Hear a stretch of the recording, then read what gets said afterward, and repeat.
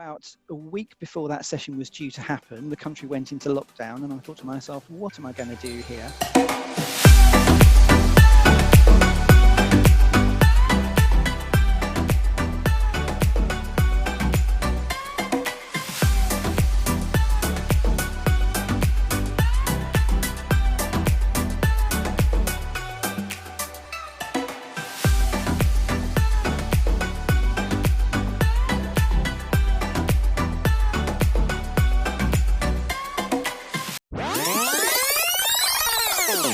So, my name's Ken Burrell from Pragmatic PMO. I've recently come to the end of an engagement with a client because the project, the final project in a run of projects and on a program had finished. So I wanted to run a retrospective, a lessons learned session, as is often the case, and I had one all set up and ready planned and all that kind of stuff, and it was going to be a face-to-face session with flip charts and pens and post-it notes and sticky dots and all that kind of stuff. But about a week before that session was due to happen, the country went into lockdown, and I thought to myself, what am I going to do here? There was no real opportunity to reschedule the session because a lot of the people who would have been in it were not going to be in contract anymore. They were going to be off, as indeed I was. So I thought, well, I could cancel it. I could try and run it virtually. What am I going to do? So I had a look at this book here. You can see that, Virtual Leadership by Penny Pullen. Very interesting book. I didn't read the whole thing. I just read the section on running workshops remotely, and I had to think about what I could do there. And there were a few suggestions. There were some suggestions for asynchronous collaboration tools, so things that are shared where people are working with them at different times. And there were also synchronous tools, so things where people can work on them all at the same time. No specific tools are mentioned in the book because Penny's intention was to make it relevant for the future. So I had a bit of a look at what kind of tools I could use, and I thought, okay, well, let's start in the obvious place with Teams. So I started with Teams. So let's have a look. If I go back to share my screen, I'll show you what that looks like. Right, so if I put Teams up here, what you can see if you go into a Teams meeting is that along the top here you've got a number of options, and one of the options is for a whiteboard. So if you're running a Teams meeting, you can use this whiteboard function. It takes a little while to load up, but what you get is a bunch of pens in different colors. So in a way, it behaves like a real flip chart. It's not going to load. Oh no, here we are. Right, so you can pick a pen and you can scribble on the whiteboard, you can change colors, and you can do all that sort of stuff. So if you've got, like I have, a touchscreen device with a pen, you can use it that way. And the idea is that you can collaborate with the other people on the call. Now that's fine, but that only works for people in the same organization as you, so the same Microsoft Office 365 client. And it also has relatively limited functionality. What is better, so I'm just going to close that down. So that's the whiteboard within Microsoft Teams. What's better is the Microsoft Whiteboard app. Now, I don't know if you should be able to see 3 panels here. Please nod, John, if you can. Yep, okay, brilliant. So what this one is, that's the same kind of functionality, but bigger, better. So you have more pens, including this amazing one, which gives you sort of, hang on, which gives you, no, it's not going to work. But one of the pens is rainbow glitter anyway. And what it enables you to, what it enables you to do is use a number of templates as well as things like sticky notes. So on here, you can have a note grid. So for example, if you're running a retrospective, you might choose to call that what went well. And on here, you might say,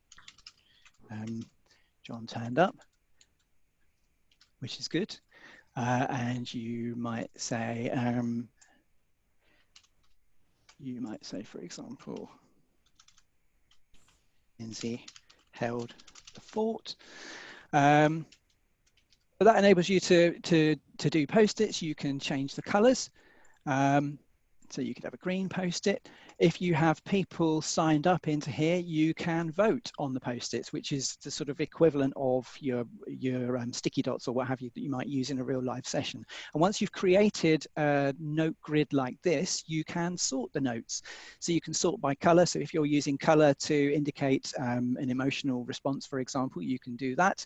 Or if you want to sort by reaction count, so the number of votes on a sticky, you can do that. Or you can sort alphabetically. So there are a number of things you can do with the stickies once they're up there. But a disadvantage with this one I found is that, again, you can only do that collaboration. You can only invite people to the whiteboard if they're in the same Microsoft Office 365 client. You can only collaborate that way.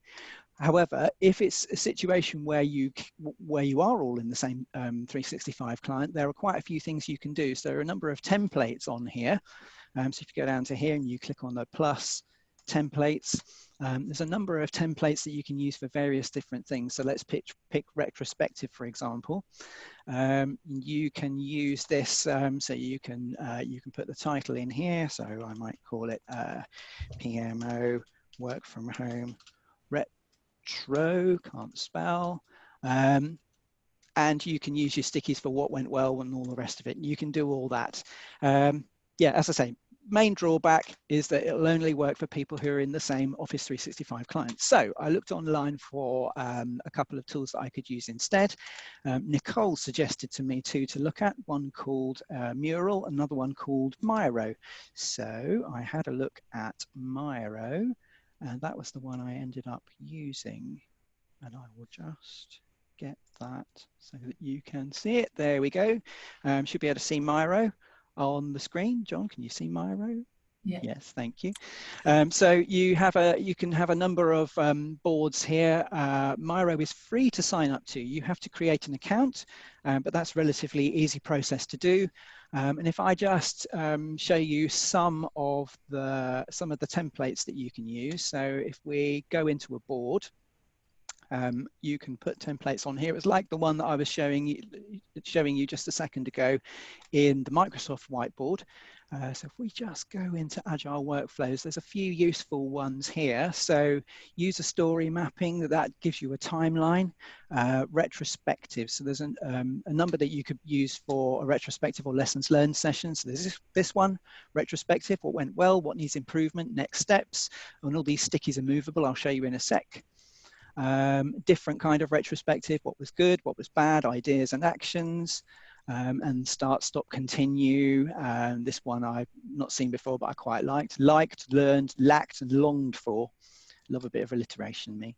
Yep, so those are, oh yeah, mad, sad, glad. So those are the kinds of things that you can use for a lessons learned review, but this is what I ended up doing. So a while ago in a retrospective session that John led at Ticketmaster, he showed us a great way of starting a retrospective by visualizing the project as a timeline. So I used the journey mapping template to create this timeline. And if we just zoom in a bit, the idea here is that you have a timeline of the project and you have these milestones that you mark, and you can add sticky notes to it. Different people who are signed in can add sticky notes to it. So you have to invite people to the board. They have to create an account. And once you're up and running, they can create these sticky notes and they can move them about. So if I click on this one here, you can move the stickies about.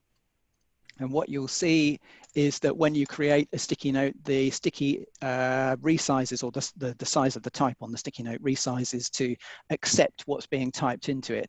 So we started with this timeline of the project.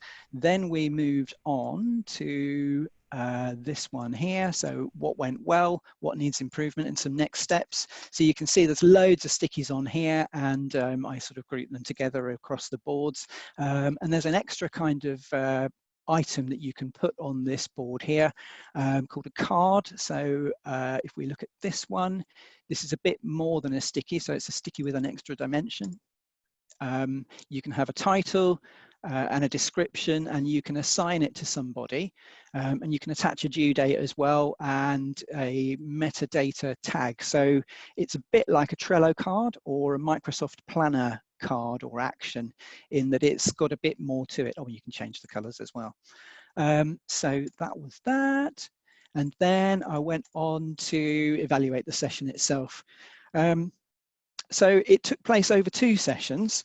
I did a session of an hour, which I didn't think went particularly well. I tried to run it in Teams, and for whatever reason, Teams wouldn't let me into my own meeting. So as the meeting was going on, people were on this Miro board, and they were mice flying about like nobody's business, and post-it notes appearing from nowhere and all that kind of stuff. And they were busy writing on the post-it notes, "We can't hear you, where's the conference gone?" and what have you. So I had to set up a separate conference on Zoom, and I'd forgotten that I had a Zoom free account, which runs out after 40 minutes. So the thing cut dead after 40 minutes, and I thought the whole thing was a complete car crash. So I emailed everybody afterwards apologizing for what a car crash it was. And they told me that I shouldn't be so hard on myself, and actually they thought it worked really well, and they liked the format and all that kind of stuff, and they wanted to have another go. So I set up a meeting for later on in the week, and that one went much better. What I learned from it, even though I sent out the link several days beforehand saying, please set up your account, please have a go, and all that kind of stuff, people didn't do that. They joined pretty much as the meeting started or shortly afterwards, and that was part of what made the first session such a what I felt like was a car crash.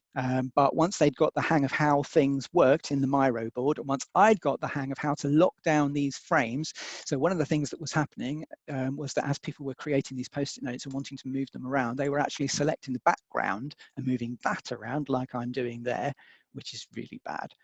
But you can actually lock those really easily just by hitting the lock symbol like that. And now if I try and move it, it just drags the whole board around, or rather my view of the board.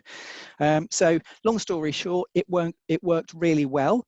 Some people put up more comments on the Miro board after the meeting had finished. Yeah, and it was a good productive session, and something that I would recommend to other people to use. I don't get anything at all from Miro, but I think it's a great tool, and I would consider paying for it in the future.